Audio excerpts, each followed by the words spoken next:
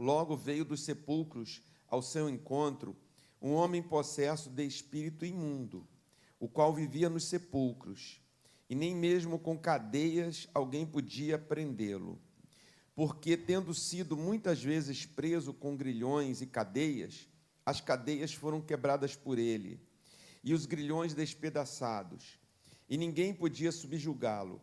Andava sempre de noite e de dia, clamando por entre os sepulcros e pelos montes, ferindo-se com pedras.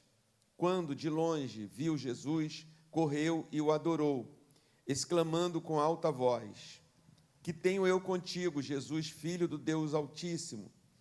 Conjuro-te por Deus que não me atormentes. Porque Jesus lhe dissera: Espírito imundo, sai desse homem. E perguntou-lhe: Qual é o teu nome?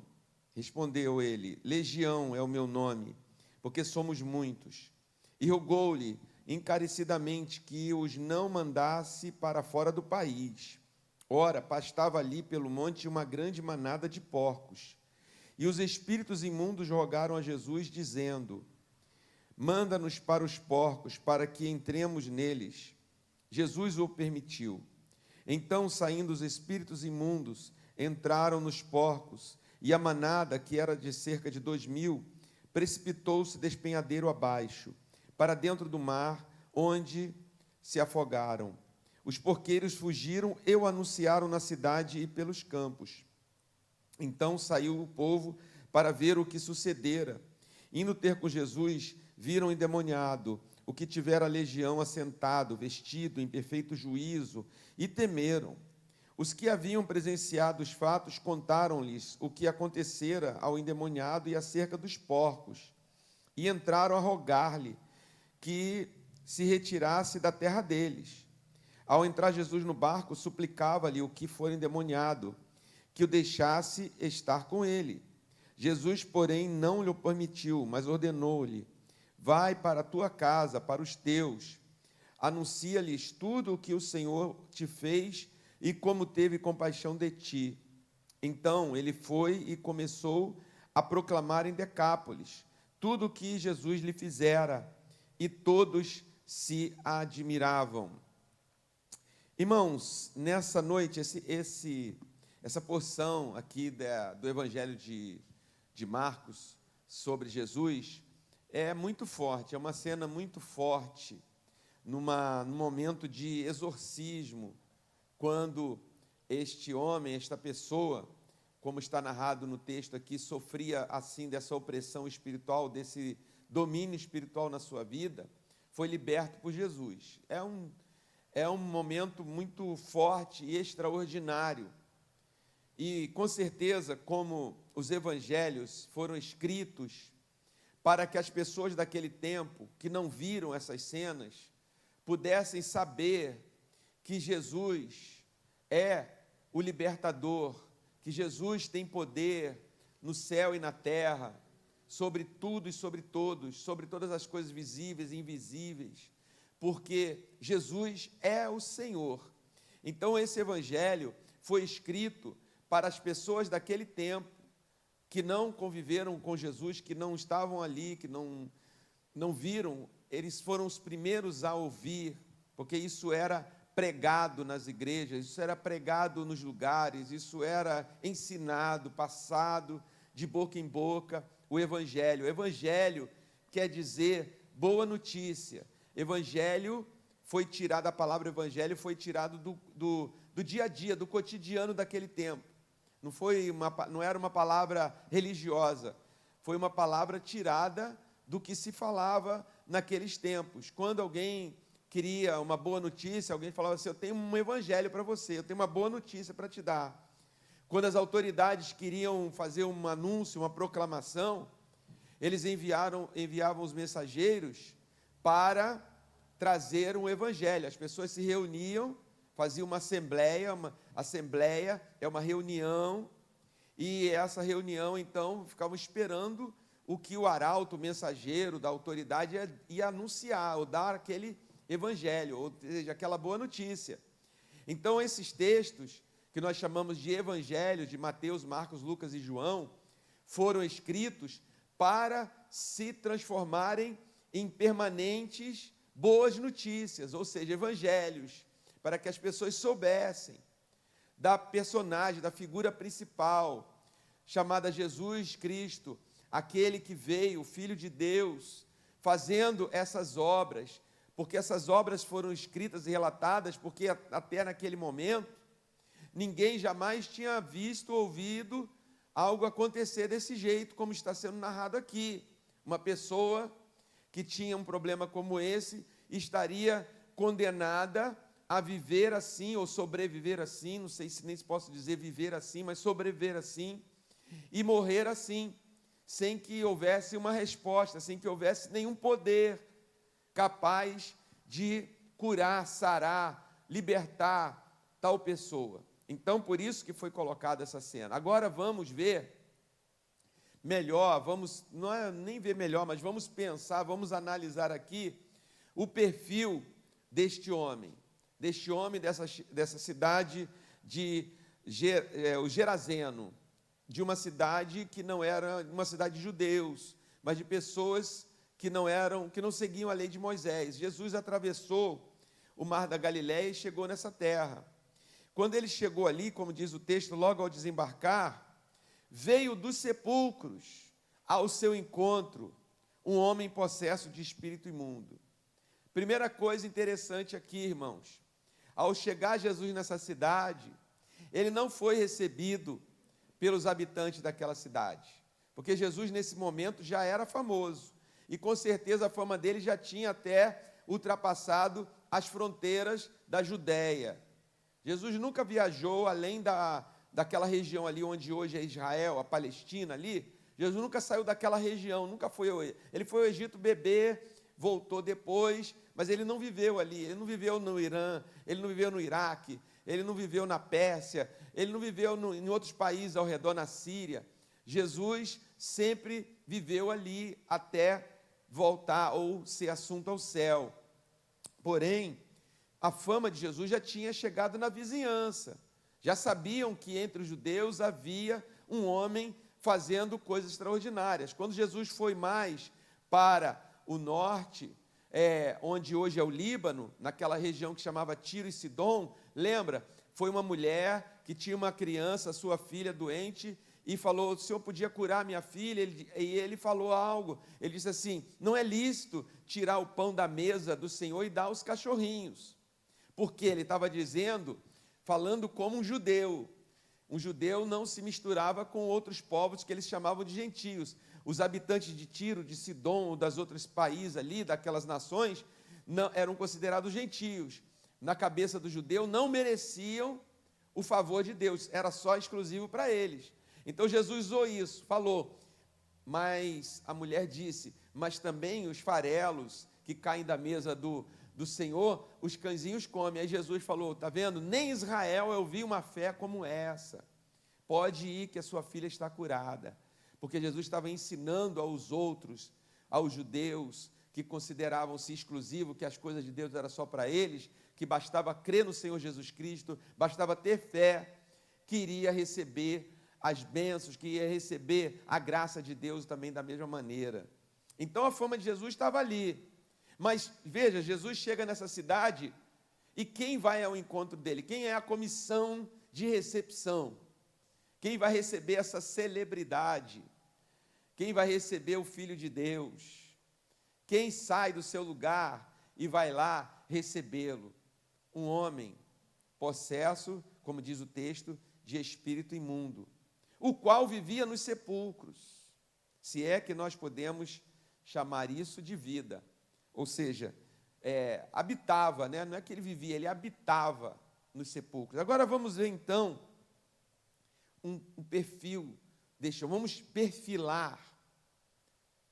perfilar este homem. Vamos tentar ver as reações comportamentais dele, reações que vinham do seu psicológico, reações que vinham da sua vida social, para nós entendermos um pouco como era e como se dá esta dominação na mente de alguém, no espírito de alguém. Em primeiro lugar, como já disse, ele vivia nos sepulcros. Ele não vivia no lugar da vida. Ele não convivia com os seus. Ele não desfrutava da vida. Vivo, ele já foi colocado por esse espírito no mundo dos mortos, ou no lugar onde se colocam os mortos. Era ali o seu lugar. Então, uma primeira reação, uma primeira perfil psicológico dessa pessoa é que ele não conseguia conviver socialmente. Ele não conseguia conviver com a sua família. Ele não conseguia conviver com a sociedade. Não se sentia bem lá. Aquela possessão que tinha nele fazia com que ele se sentisse bem neste lugar. Irmãos, e eu quero falar também nessa noite, não exclusivamente para o caso como o dele, de uma possessão, mas eu quero, como eu já disse, analisar o comportamento psíquico, emocional, como fica uma pessoa que está debaixo dessa influência, cuja mente está dominada por essa influência. Quais são o seu perfil, quais são as suas atitudes? Então, como já estava dizendo, não conseguia conviver. Ele se sentia bem ali. Porque não era o demônio que vivia lá. O demônio estava na mente dele. Mas quem ficava lá era a pessoa. Aquela possessão na mente dele fazia com que ele tivesse um certo bem-estar ali, um certo conforto ali. Não se sentisse bem entre pessoas, e nem as pessoas com ele, porque muito provavelmente o seu perfil não era nada social. E aqui já está dizendo que as pessoas tentavam conter ele, colocavam correntes, cadeias, acorrentavam ele, mas as cadeias eram quebradas por ele, porque ele estava debaixo de uma força sobrenatural. Então as cadeias também não conseguiam. A maneira humana de tentar contê-lo não servia, não dava certo. Não conseguiam conter esse homem, não conseguiam resolver o seu problema. Nem o problema da cidade, nem o problema da sociedade, nem o problema da família dele. Porque se prendia ele, ele arrebentava aquelas correntes. E ninguém podia subjugá-lo. Outro lado desse comportamento provocado por essa possessão dele. Não podia ser subjugado, nem força humana, nem coisa nenhuma, nem palavras, nem força, nem amor de alguém. Talvez ele tivesse uma mãe, imagino eu, que fosse lá e falasse: meu filho, isso aqui é minha imaginação, não está escrito isso, estou me dando essa liberdade de imaginação. Meu filho, volte para casa, meu filho, é sua mãe que está aqui. Mas ele não reconhecia o amor, ele não reconhecia as coisas afetivas. Ninguém podia subjugá-la, nem pela força e nem pelo amor. Andava sempre de noite e de dia, clamando por entre os sepulcros. Clamando quer dizer gritando. Ele ficava noite e dia gritando. Isso aqui me mostra, sabe o quê? Uma maneira que esse homem reagia ao que estava acontecendo com ele, as vozes dentro da cabeça dele. Eu acredito que ele gritava contra essas vozes. Ele tentava se libertar, ele tinha consciência. Ele ainda tinha alguma consciência humana. A consciência não foi tirada totalmente dele. Ele tinha consciência.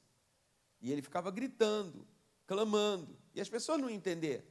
Claro, por que essa pessoa fica gritando de dia, de noite? Gritando por quê, né? Por entre os sepulcros e pelos montes, ferindo-se com pedra. Outro aspecto comportamental dele, autodestruição, autoflagelação, né? Fazer danos a si mesmo, feria-se com pedras. Se tivesse uma faca, ele se cortaria, se tivesse não tinha, evidentemente, uma lâmina de gilete, naquele tempo ele se cortaria, um caco de vidro, mas ele usava o que ele tinha, um objeto cortante era pedra. Também é um outro comportamento disso tudo. E quando viu Jesus, quem que viu Jesus? Ele. Mas a força espiritual que estava dominando ele, levou ele até Jesus e o adorou. E agora já não é ele, mas é a possessão falando. Exclamou com alta voz: que tenho eu contigo, Jesus, Filho do Deus Altíssimo. Veja, irmãos, aqui também me chama muita atenção isso, porque mesmo uma pessoa dominada por um espírito assim, pode reconhecer Jesus, pode dizer a verdade, que Jesus é o Filho de Deus, mas e aí? Ele ainda continuava possesso. Pode dizer, você é o Filho de Deus. Aliás, nós vivemos num tempo em que Jesus não é mais um problema de crédito. Vou explicar. O Evangelho de Jesus sempre foi atacado em algum momento da história.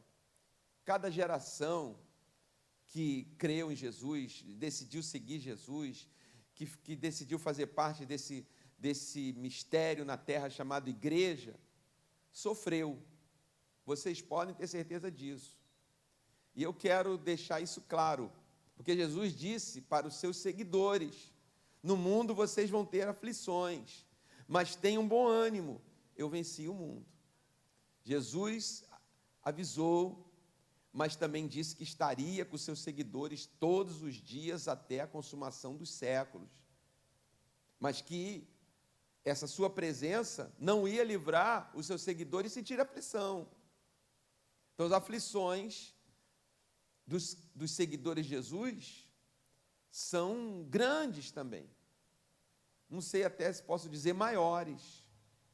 Porque quem decide viver pela fé, quem decide seguir Jesus, abre mão de tudo por Jesus.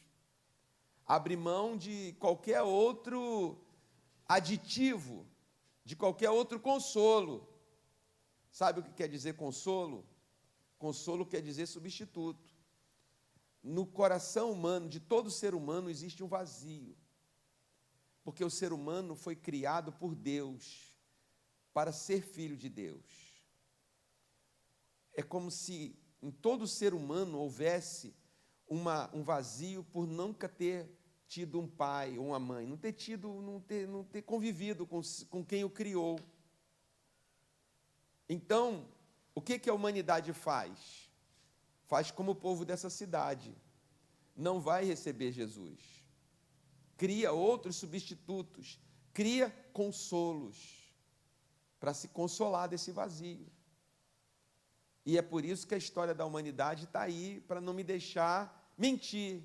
A história da humanidade, desde o homem das cavernas, você vai ver pintura nas pedras do substituto que aquela comunidade que vivia naquela pedra tinha por causa dessa ausência de Deus. Mas, ao mesmo tempo, havia no coração, e há no coração humano, uma obstinação. Porque é melhor chamar essa pedra, essa pedra aqui, quando bate um vento, aqui, e dizer que eu me ajoelhar e adorar, do que reconhecer que eu preciso do Pai, do Criador meu, que não foi esse vulto que passou aqui, que não é esse raio que cai aqui, não é essa, sabe? Isso é a obstinação, essa luta interior que todo ser humano traz dentro de si. Então, quando alguém se converte a Jesus, ele abre mão de tudo isso. Ele passa a viver sem esses consolos. Porém, ele recebe o Consolador. Ele recebe o Consolador, que é o Espírito de Deus, que fecha esse vazio. Então, nós podemos passar por tantas coisas, mas somos consolados continuamente. Como Paulo diz: sou perplexo, fui perseguido, mas não desanimo, não caio, porque Ele está comigo. Ou como o salmista, no Salmo 23, diz: a sua vara e o seu cajado me consolam. Ele está sempre comigo. Ainda que eu ande pelo vale da sombra da morte, eu não vou temer, porque o Senhor está comigo. A sua vara e o seu cajado me consolam. Então a gente suporta as aflições, os seguidores de Jesus suportam as aflições, porque Jesus está com ele. Mas há aflições, eu preciso dizer isso para vocês. Há perseguições, há dores, e em cada geração dos seguidores, em cada tempo histórico, vai ter uma. A geração passada, a geração dos nossos pais na fé, dos nossos avós na fé, aqueles que não era moda ser seguidor de Jesus, sofriam preconceito social, sofriam discriminação, seus filhos sofriam discriminação na escola, ele sofria discriminação no trabalho, na família, sofriam apelidos, sofriam bullying. Nunca se diz que os cristãos sofriam bullying, né? Parece que os cristãos nunca sofreram bullying. Sempre, parece que os cristãos sempre foram um tipo de vilão, né? Perseguindo. Mentira, mentira. É mentira sua. Os cristãos, eu não estou aqui dizendo que melhor que os outros por ninguém por causa disso, mas os cristãos sempre sofreram bullying para ter aquela fé. Você quer ver na geração passada um bullying que sofriam forte? Era serem chamados de ignorantes, de seguir alguém de um livro que nunca existiu. Jesus nunca existiu. Isso aí foi criado pela igreja. Foi criado lá 2000 anos atrás para criar uma religião nova e enganar vocês. Então a pessoa que seguia Jesus, que portava este livro, ele sofria bullying. Eu me lembro que já nos meados dos anos 80, na faculdade, eu lembro que eu ouvi de um colega uma coisa que eu nunca esqueci. Um dia ele falou assim: eu não sei o que você está fazendo aqui. Eu falei: como assim que eu estou fazendo aqui? Ele falou: você é crente, você é evangélico, você não era para estar aqui fazendo um curso de história, né? E eu fiquei quieto, não falei, não respondi, mas eu podia ter respondido a ele, mas eu não respondi. Mas eu fiquei pensando muito isso. Como assim? Né? Era isso que você sofria, porque, em outras palavras, está dizendo, gente ignorante que segue aquela Bíblia lá, não é para estar aqui, no mundo científico, no mundo acadêmico. Mas isso passou, não existe mais esse bullying. Não existe mais isso. É até bonito. Jesus agora não só existiu, Jesus foi tudo aquilo, mas é um Jesus que causa uma confusão para os seus seguidores, porque os seguidores de Jesus, que têm a inspiração do Espírito Santo, que leem as Escrituras, que esse Jesus que está no céu habita no seu coração, quando ouve os discursos para esse Jesus que agora, né, é aceito, criaram um Jesus para ser aceito. Um Jesus onde você pode segui-lo sem se converter a ele, sem deixar nada, sem deixar a velha vida. Sabe, quando alguém é batizado nas águas, eu costumo ler o texto de Romanos capítulo 6. Romanos capítulo 6, onde o apóstolo Paulo diz o quê? Não sabeis que quem é batizado com Cristo é batizado com Ele na sua morte? E quando é levantado das águas, está declarando, eu ressuscitei com Cristo para uma nova vida. Já não vivo eu, mas agora Cristo vive em mim. O batismo não é só um ritual de igreja.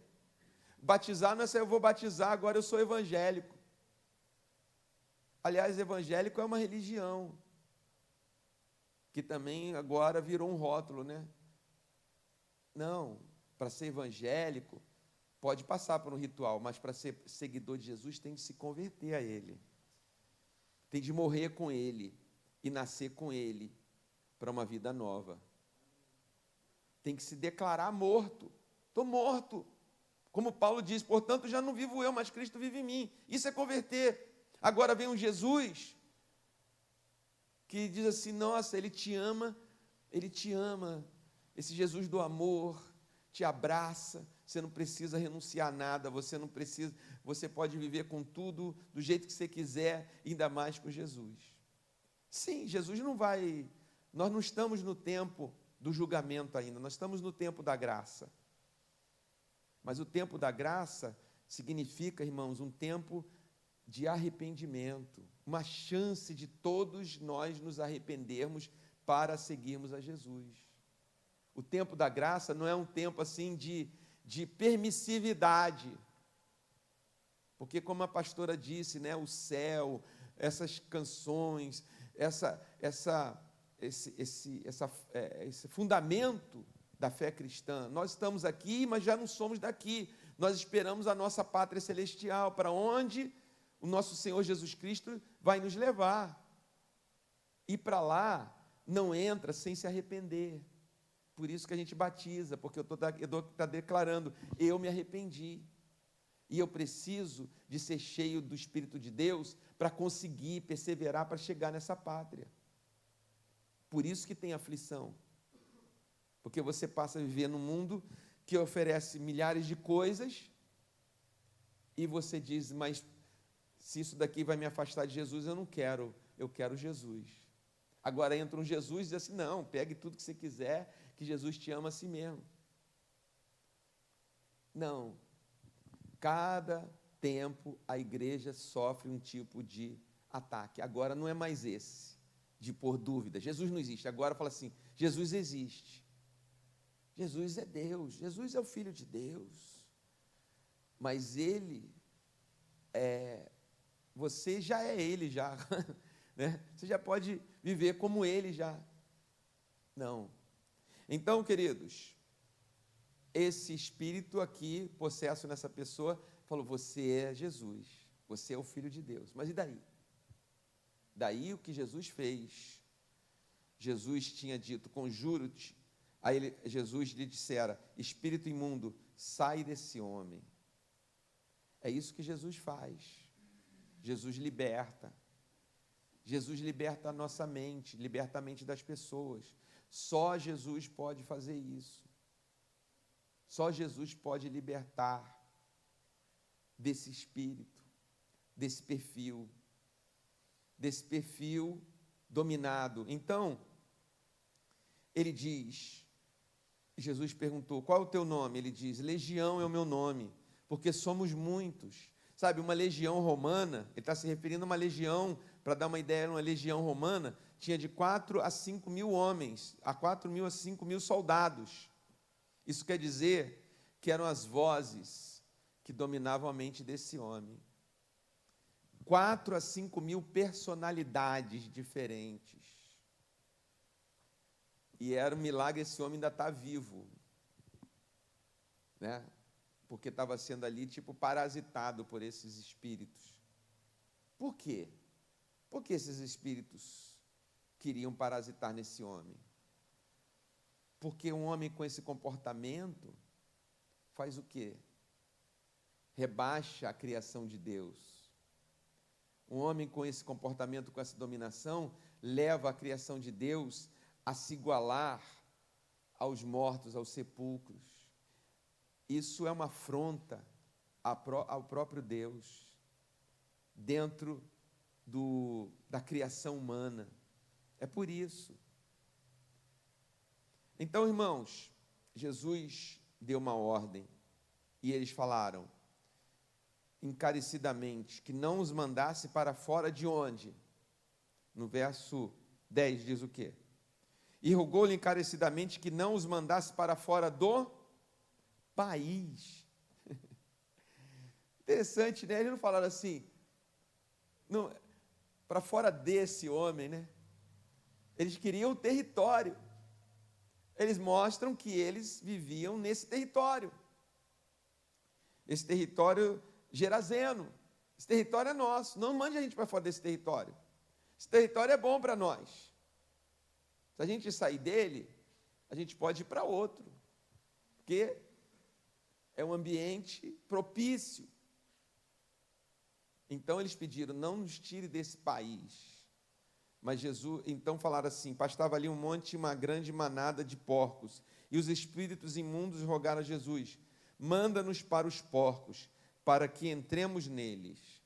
Jesus o permitiu. Então, saindo os espíritos imundos, entraram nos porcos, e a manada, que era de cerca de 2.000, precipitou-se do despenhadeiro abaixo, para dentro do mar, onde se afogaram.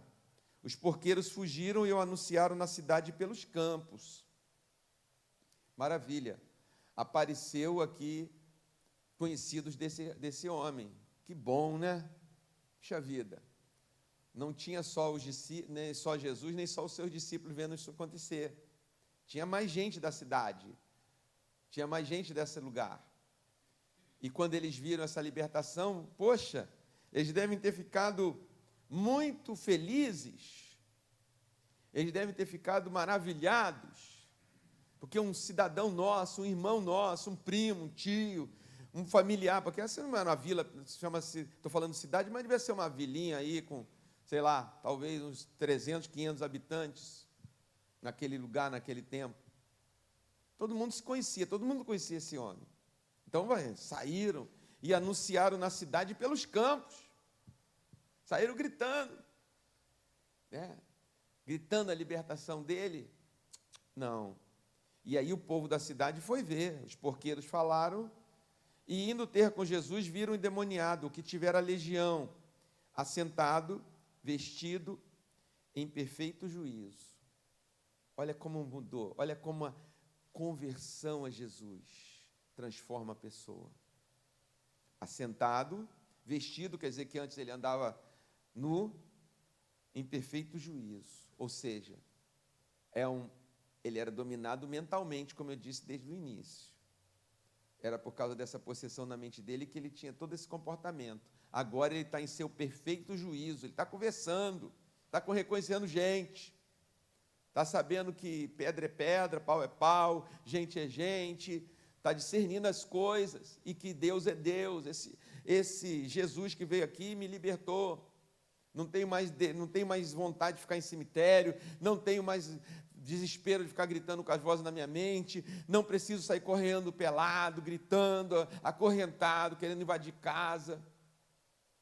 Agora eu estou bem. Isso devia ser motivo de uma festa na cidade, não é? Jesus, que bom que você atravessou o mar da Galileia dos judeus, que o Senhor não é só para os judeus, o Senhor veio para cá. O Senhor trouxe o bem para a nossa cidade, o Senhor trouxe a libertação, o Senhor trouxe de volta alguém que a gente só tinha dó, não sabia o que fazer, tentamos dominar, tentamos resolver o problema, jamais conseguimos, e o Senhor, em minutos, resolveu tudo. Foi isso que eles fizeram? Vamos dar um banquete para o Senhor, para os seus discípulos que devem estar com fome dessa viagem.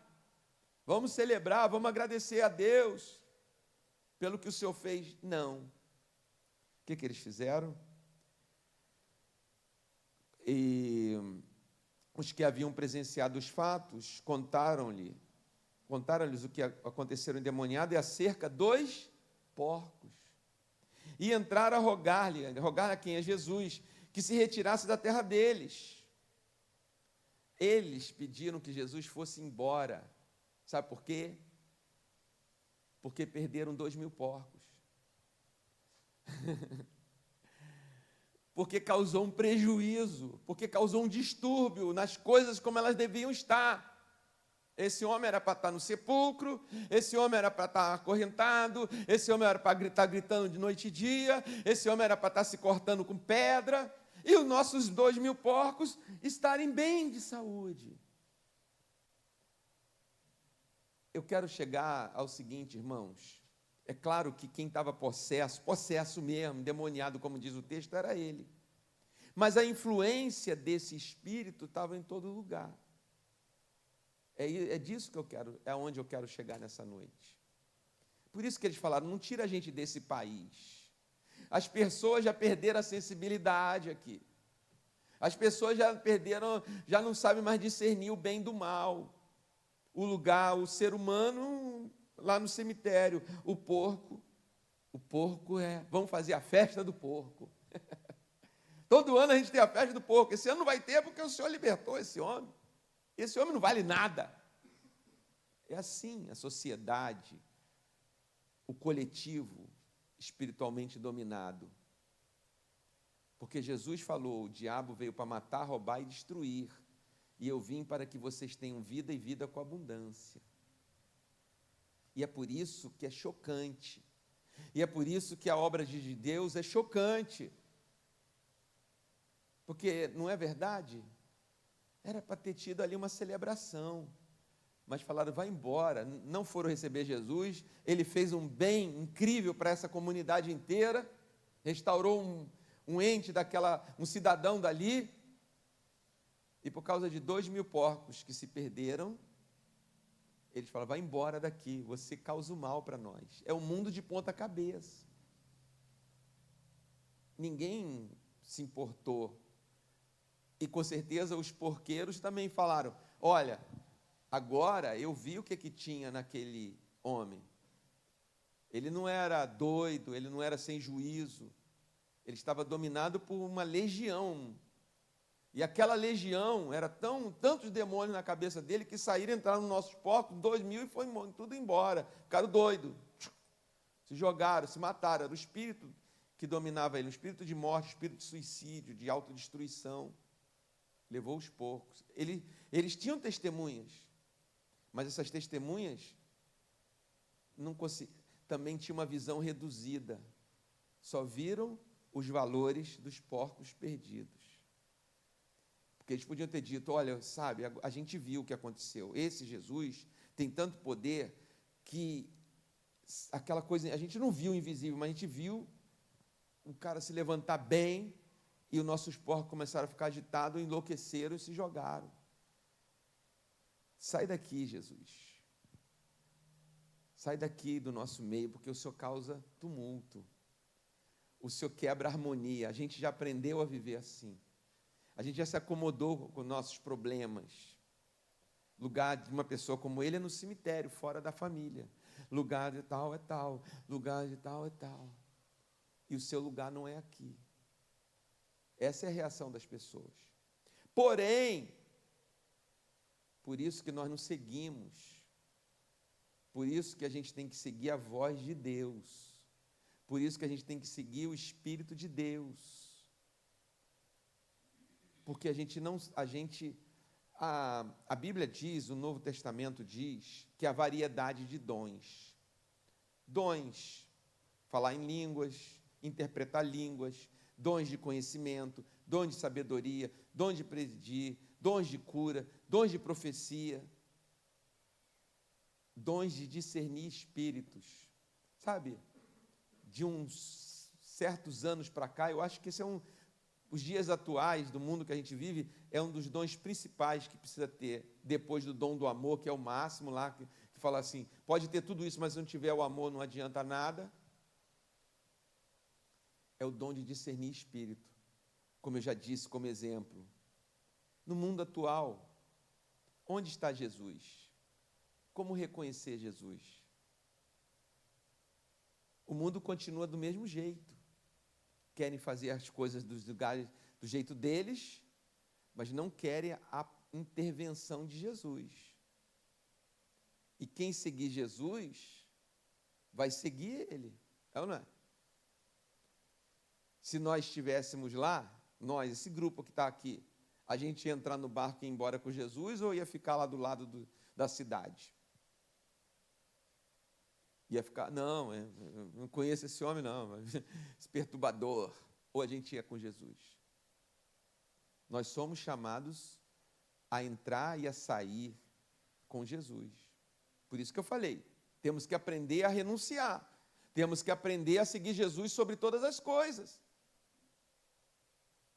Por isso que a gente precisa discernir os espíritos. Ou seja, o velho bom, o certo do errado. Porque o certo não é mais certo, o errado não é mais errado. Não existe mais nenhuma coisa nem outra. Hoje a gente tem que lidar com uma coisa. Como é que você vai julgar? Como é que você vai decidir para onde você vai levar a sua vida? Como é que você vai decidir quem é o verdadeiro Deus para você seguir? Como é que você vai decidir? Você tem que discernir. Discernir é esse dom. Ah, mas não tem Deus aqui. Mas essa atitude, esse perfil não é de Jesus, não é de Deus. Os valores não são de Deus. Importa mais a Deus uma alma do que 1 milhão de porcos, uma boiada, um país. O que é um país sem Deus? O que é um país sem vida? O que é um país de gente atormentada, perturbada, sofrendo na mente, na alma? Você acha que Deus quer isso? Não. Deus não está nisso. Agora, no louvor, na cura, na libertação, no juízo perfeito, está Jesus. No juízo perfeito. Juízo perfeito para discernir.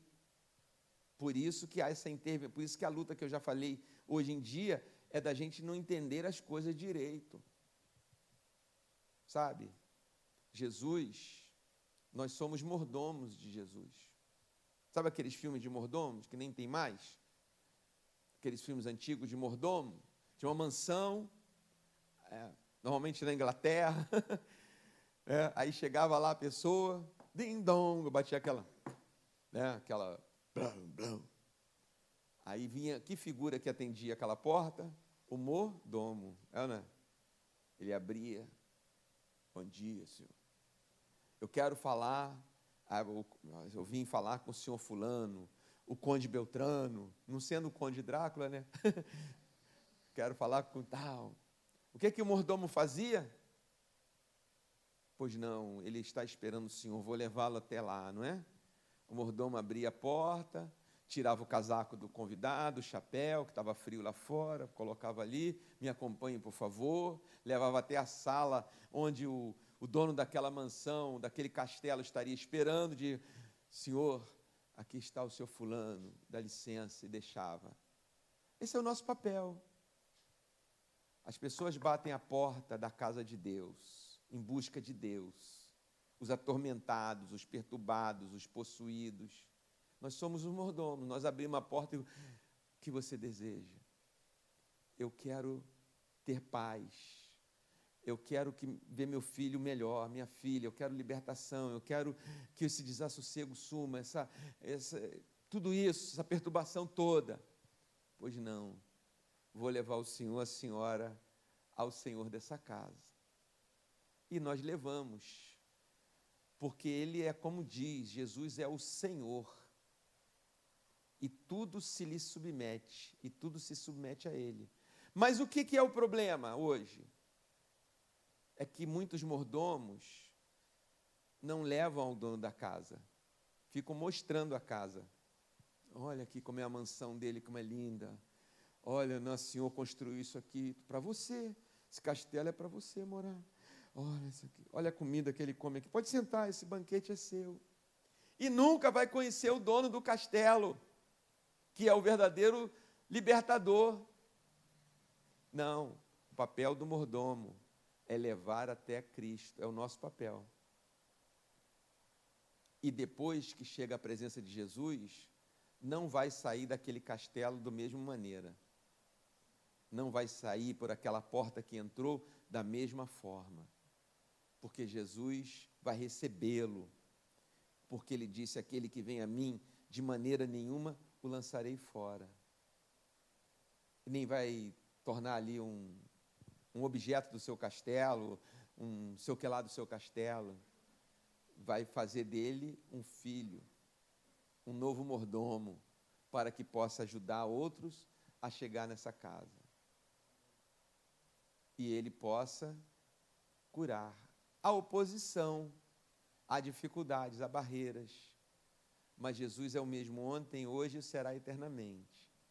Jesus é o mesmo. E nessa noite, irmãos, nós podemos orar para Jesus. Nós podemos orar para Ele. nós podemos pedir a libertação de muitos gerazenos. E olha, o Gerazeno, no seu perfeito juízo, sabe o que ele falou? Se continua no texto que a gente leu, ele disse: deixa eu ir com o Senhor. Eu quero ir com o Senhor, eu quero seguir o Senhor, porque isso é bom demais. Ele ficou aquele bom novo convertido.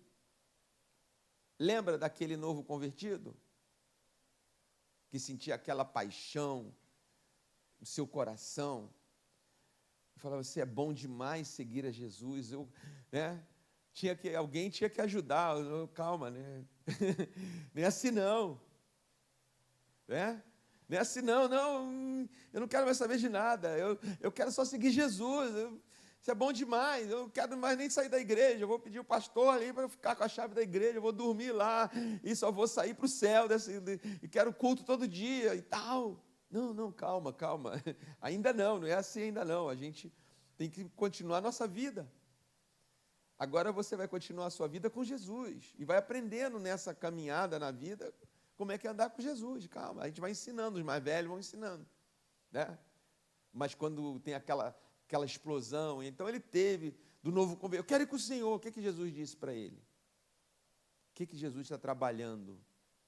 O que Jesus está trabalhando nessa noite? Através desse culto, dessa reunião, das orações que já fizemos, que vamos fazer. O que Jesus está fazendo nessa noite? O que ele disse para esse rapaz: não, vá para os seus, vá para a sua casa. Sua casa precisa de restauração, porque você estava morto e reviveu. Você estava perdido e foi achado. E ainda que eles não entendam o que aconteceu, estão dando valor mais àquilo, mas eles precisam do seu testemunho, precisam de você para trazer a contraparte, o outro lado da moeda, o outro lado dessa vida. A vida não é só isso, não. Cria porco, e quem não está dando certo vai para o cemitério, e vida que segue. Não, isso não é o plano de Deus para a cidade. Isso não é o plano de Deus para as famílias. Isso não é o plano de Jesus nessa noite para muitas pessoas. O plano de Jesus é que não só a gente, mas outros, voltemos para os nossos, voltemos para nossas casas, e lá haja saúde física, mental, espiritual, social, porque é assim que o reino de Deus vai ficar visível.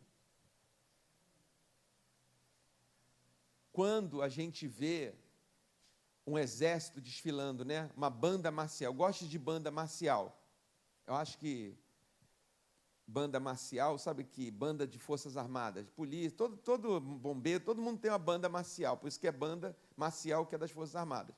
Eu acho que a mais bonita no Brasil é dos fuzileiros navais. Viajam o mundo inteiro tocam tudo, são maravilhosos os instrumentos. Uma vez eu estava no Rio de Janeiro e entrei no Palácio do Exército, o primeiro exército que fica na central do Brasil.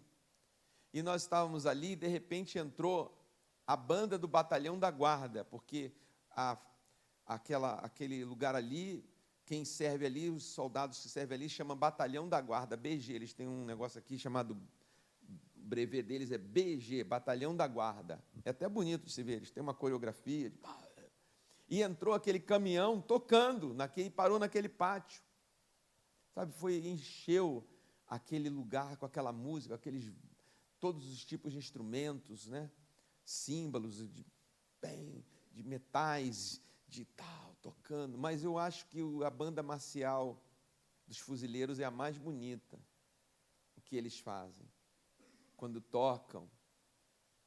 Então, irmãos, nós estamos aqui, quando eles entram, fala assim, esses são os representantes da Marinha, esses são os representantes do Exército, esses são os representantes, lembra nas Olimpíadas, esses aqui são os representantes de Gana, representantes do Brasil, representantes da Grécia, representantes dos Estados Unidos, representantes da França, representantes da Rússia. Quando nós andamos pelas ruas, nós somos os representantes do reino de Deus. Nós não tem uma bandeira, não tem uma banda de música tocando, não tem um caminhão, a gente em cima, mas tem o nosso comportamento, o que a gente expressa. Talvez uma criança não saiba dizer: tio, o senhor não é igual a todo mundo. Ela não vai ter essa linguagem, mas ela vai sentir que ali está um cidadão, uma cidadã de um reino diferente do reino que ela está acostumada. Por isso que Jesus falou: volte para os seus. Ainda não é tempo de subir para a glória e ficar com Jesus. É tempo de representar Jesus para esse mundo. E foi o que ele fez. Ele foi e ele falou em 10 cidades, Decápolis, o que Jesus tinha feito por ele. Foi talvez um dos primeiros evangelistas da Bíblia, do Novo Testamento. Primeiro que saiu falando: Jesus cura, Jesus liberta, olha a minha história.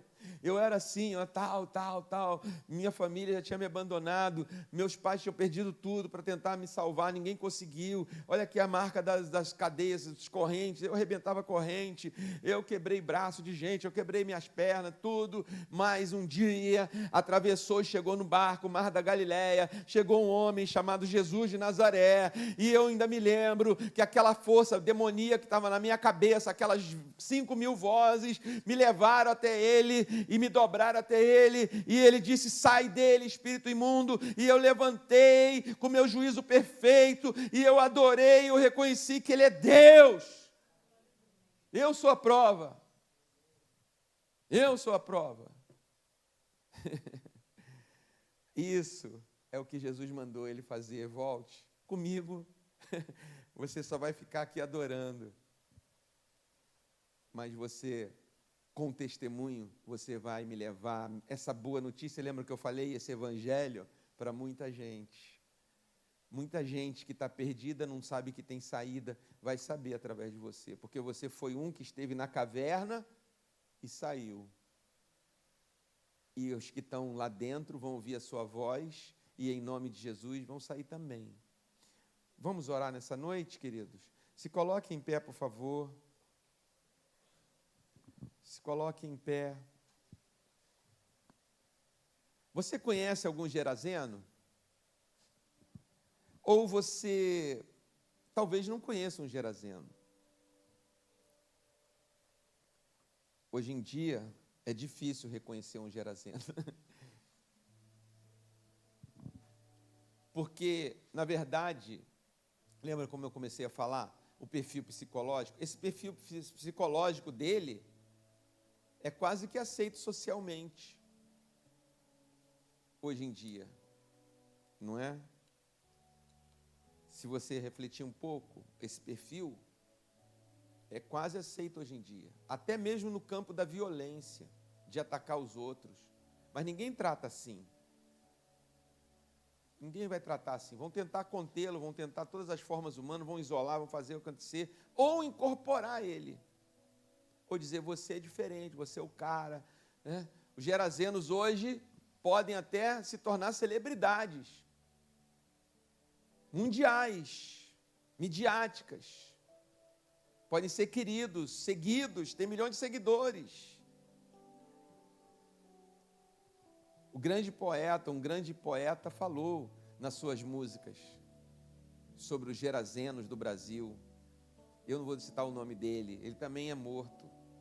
E ele também tinha um comportamento gerazeno, mas era uma celebridade. Amada, querida, até hoje, idolatrada, salve, salve. Por isso que os seguidores de Jesus são estranhos. Como assim? Está tudo bem, você está falando o quê? Está certo, isso é bonito, isso é bom demais.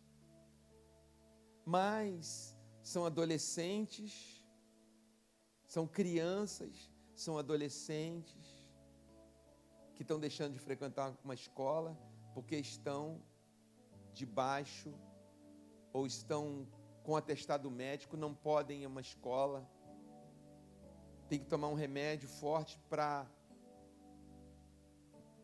sobreviver, tem que se afastar. mas isso ninguém olha, isso não dá, esses efeitos, né, são efeitos.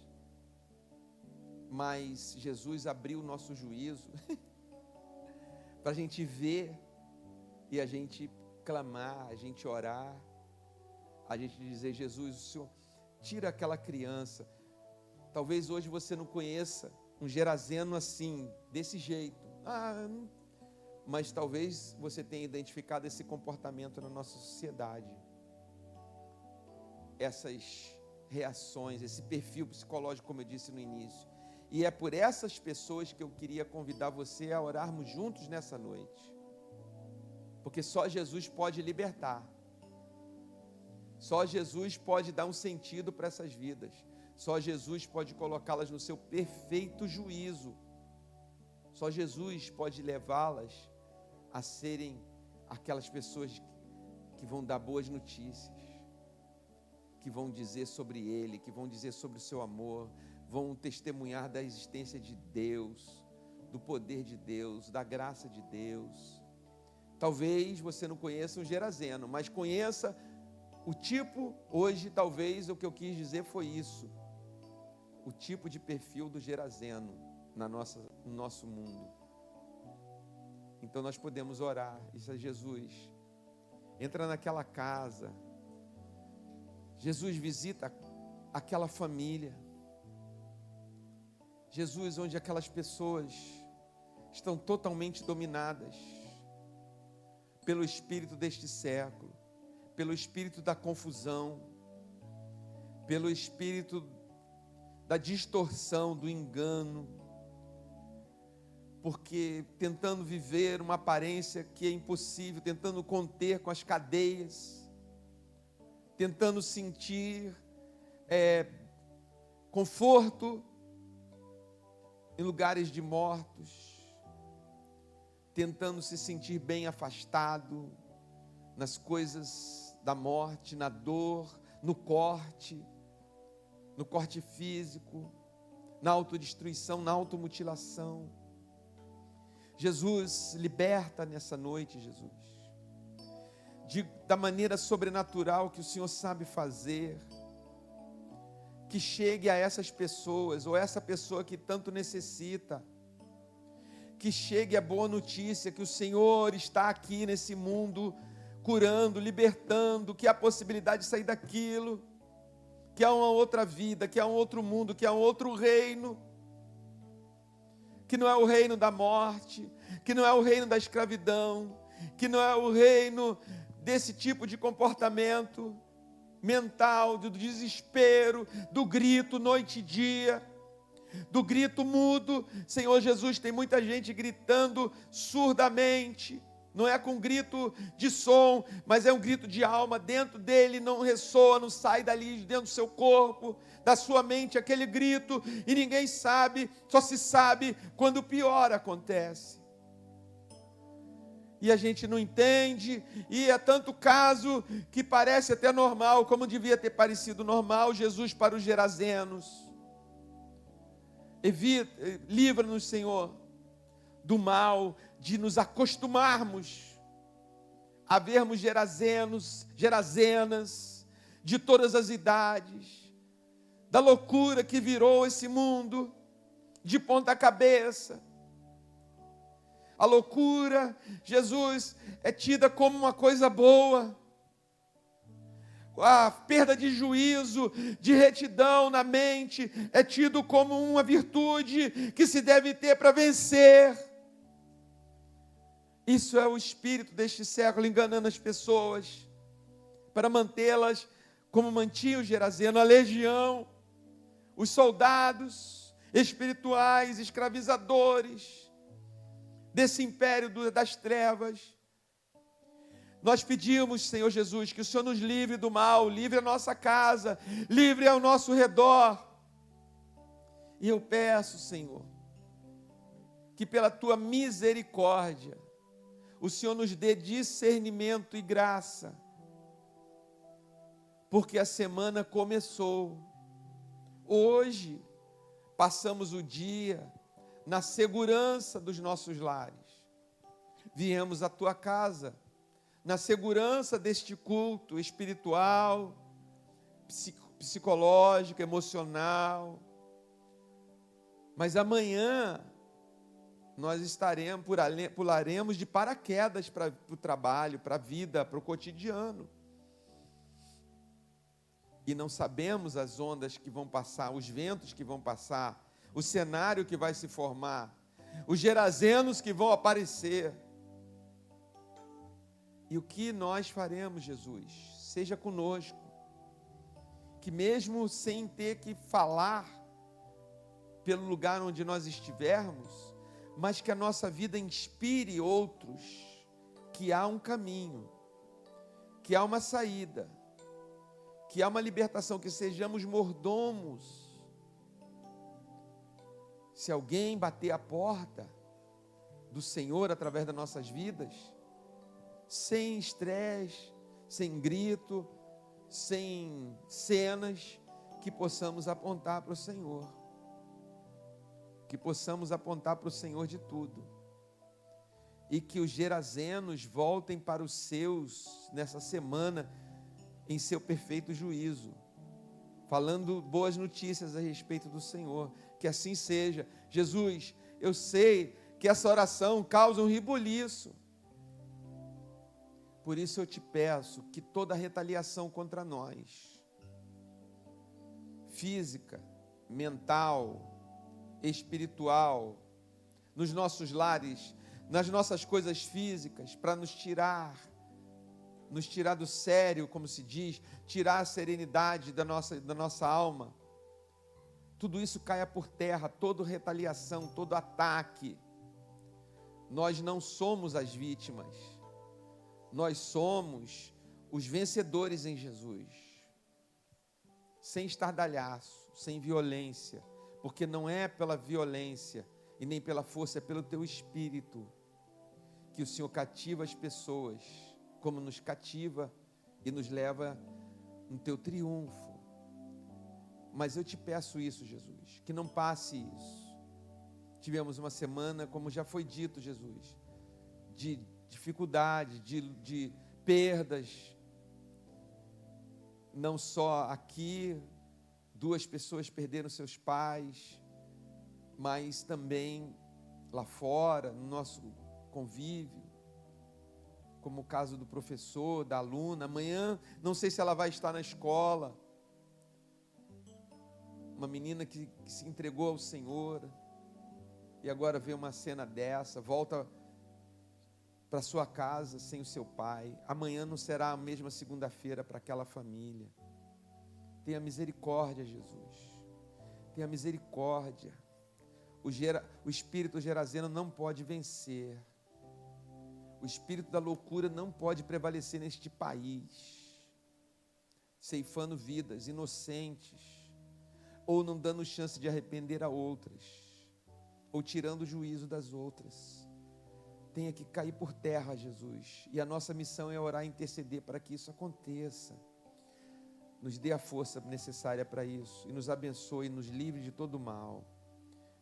Guarda-nos, e que sejamos pacíficos, pacificadores, mansos, humildes de espírito, mas com discernimento de espírito, para não nos perdermos nessa confusão gerazena que é o mundo atual. Muito obrigado por tudo, Jesus. Muito obrigado porque o Senhor continua indo, sendo aclamado ou não, sendo visto ou não, sendo querido ou não, o Senhor vai libertar uma vida e devolvê-la saudável para a sua casa.